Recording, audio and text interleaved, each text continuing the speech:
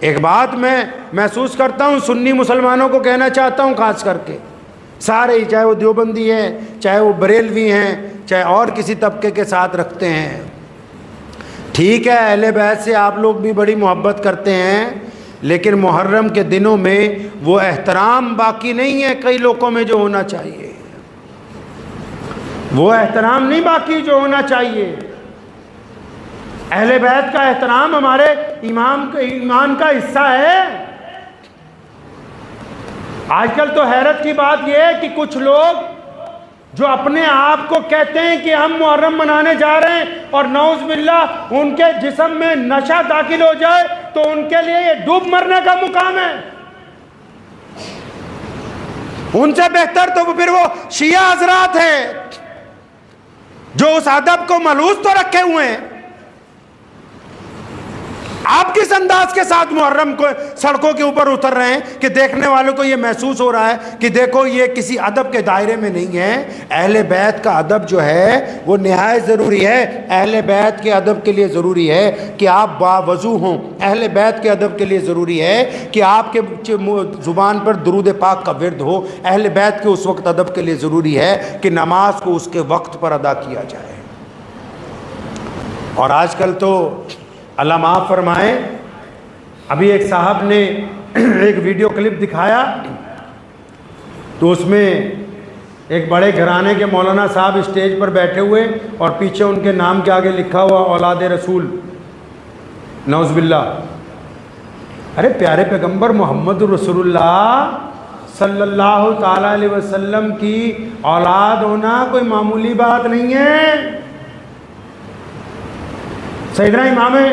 احمد رضا خان بریلوی رحمۃ اللہ علیہ کے واقعات میں لکھا ہے ایک جگہ کہ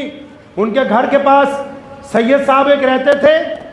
تو اچانک ایک دن ان کے گھر آیا کرتے تھے اکثر بیٹھک میں، اچانک ایک دن آئے تو اندر ان کے گھر کی خواتین بھی تھیں، تو فوراً معذرت کہتے ہوئے واپس آئے۔ تو حضرت نے خواتین کو پہلے پردے میں بھیجا، پھر سید صاحب کو بلایا، پھر سارے گھر والوں کو کہا کہ غلطی ہماری تھی کہ ہم لوگ پردے میں اس وقت نہیں تھے، لیکن حضرت نے کیوں معذرت کی؟ معذرت کرنا تو ہمارا کام ہے، یہ اہل بیت کا مقام ہے کہ اتنا بڑا آدمی اپنے گھر والوں کو کہہ رہا ہے کہ اب تم دوبارہ معذرت کرو۔ اور کئی جھوٹے اہل بیت بن گئے،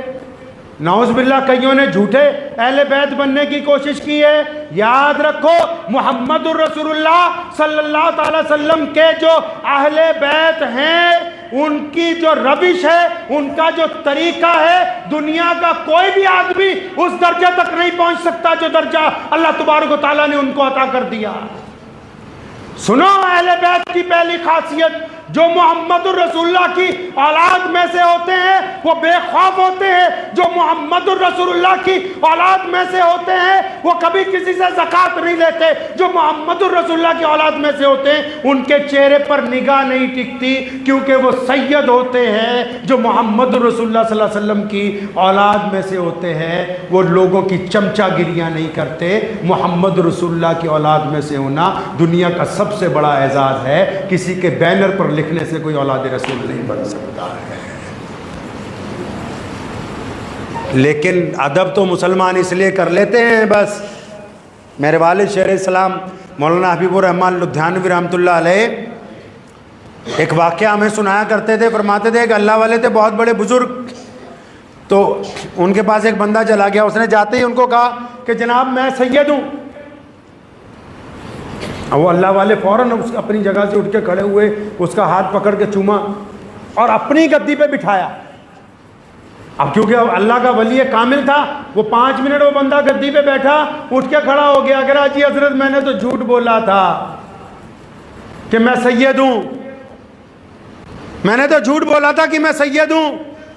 تو اس اللہ والوں نے دوبارہ اس کا ہاتھ پکڑا، پھر چوما، فرمایا پتہ ہمیں بھی تھا کہ تم جھوٹ بول رہے ہو، اور لیکن تم نے نام کس کا لیا یار؟ نام محمد الرسول اللہ کا لیا ہے۔ اس نام کا ہی اتنا ادب ہے کہ ہم اپنی گدی چھوڑ دیں، اس نام کا ہی اتنا ادب ہے کہ ہم اٹھ کر کھڑے ہو جائیں، اس نام کا ہی اتنا ادب ہے کہ ہم تمہیں کھڑے ہو کر سلام پیش کریں، کیونکہ نام ہی تم نے محمد الرسول اللہ صلی اللہ علیہ وسلم کا۔ تو مسلمانوں، محرم کے اس مہینے کی جتنی خاصیتیں ہیں چاہے یوم عاشورہ کی فضیلت ہو، محمد رسول اللہ نے جو حدیث میں بیان کی ہے، اور پھر اہل بیت کی محبت ہو، اور پھر میدان کربلا کا پیغام ہو، اس بات کو ذہن نشین کر لیں کہ اگر ہمارا کردار اگر بولتا ہے تو ہم محرم منا رہے ہیں، اگر ہمارا کردار اندر سے کہہ رہا ہے کہ نہیں تو بے ایمان ہے، تو ٹھگ ہے، تو چور ہے، تو بد کردار ہے، تو شرابی ہے، زناکار ہے، تو پھر آپ محرم نہیں منا رہے ہیں۔ محرم منانا ہے تو آئیں، پہلے 2 رکعت نماز پڑھ کے اپنے رب کے حضور توبہ کریں کہ یا اللہ تیرے پیارے پیغمبر کے نواسے کی بات دہرانے کے لیے جا رہے ہیں، ان کی بات دہرانے کے لیے جا رہے ہیں جنہوں نے اپنی ساری اولاد قربان کر دی، تو آج سے ہم توبہ کرتے ہیں جھوٹ بولنے سے، آج سے ہم توبہ کرتے ہیں کسی کی بیٹی کی طرف گندی نگاہ ڈالنے سے، آج سے ہم توبہ کرتے ہیں ٹھگی مارنے سے، آج سے ہم توبہ کرتے ہیں شراب پینے سے، آج سے ہم توبہ کرتے ہیں پڑوسیوں کو تنگ کرنے سے، آج سے ہم توبہ کرتے ہیں لوگوں کا دل دکھانے سے، اور اس بات کا عہد کرتے ہیں کہ جو بھی مظلوم ہوگا، چاہے اس کا مذہب کوئی بھی ہو، اگر وہ اپنی مدد کے لیے ہم تک آئے گا تو ہم اس مظلوم کی مدد کرنے کے لیے جائیں گے۔ تو محرم ہے، اگر ہے یہ ارادہ ہے تو محرم ہے، پھر ہم محرم منا رہے ہیں۔ اگر دل میں یہ ارادہ ہے تو آپ محرم منا رہے ہیں، اور اگر دل میں صرف یہی ارادہ ہے کہ چند پیسے خرچ کر دینے، تھوڑا سا وقت لگا دینا ہے، تو آپ محرم نہیں منا رہے، آپ اپنے آپ کو دھوکہ دے رہے ہیں۔ کیونکہ امام حسین رضی اللہ تعالیٰ عنہ سے جن لوگوں کو محبت ہے، جو ان کے جانشین ہیں، وہ کل بھی سربلند تھے، آج بھی سربلند ہیں۔ حسینی کبھی شکست نہیں کھا سکتے، وہ کل بھی عظمت والے تھے، قیامت تک عظمت والے رہیں گے، کیونکہ یہ امام حسین رضی اللہ تعالیٰ عنہ نے انہیں سکھا دیا کہ قیامت تک اس دین کو کیسے قائم رکھنا، کہ دین میں عزاداری نہیں چلے گی کسی کی، کوئی اس میں چودھری نہیں بن سکتا۔ یہ جو دین کی حفاظت کی جنگ سیدنا امام حسین رضی اللہ تعالیٰ عنہ نے لڑی ہے نا،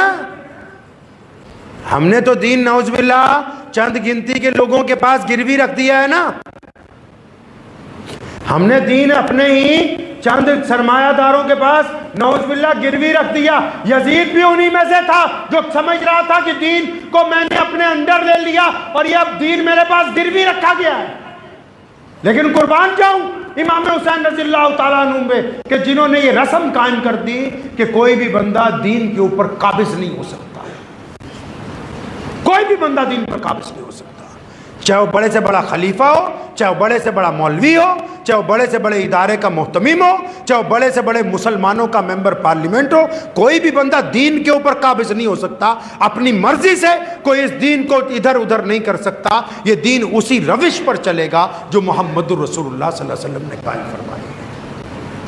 یہ کربلا کا پیغام ہے، اور اس پیغام کو بالکل یاد رکھیے گا۔ یہ جو دن جا رہے ہیں بڑے مقدس دن ہیں، اللہ سے مانگیں، کثرت سے درود پڑھیں، اہل بیت کے اوپر درود بھیجیں، اور اپنے گناہوں کی معافی مانگیں، اور اپنے رب کے ساتھ اپنے رب کی رضا کو حاصل کریں۔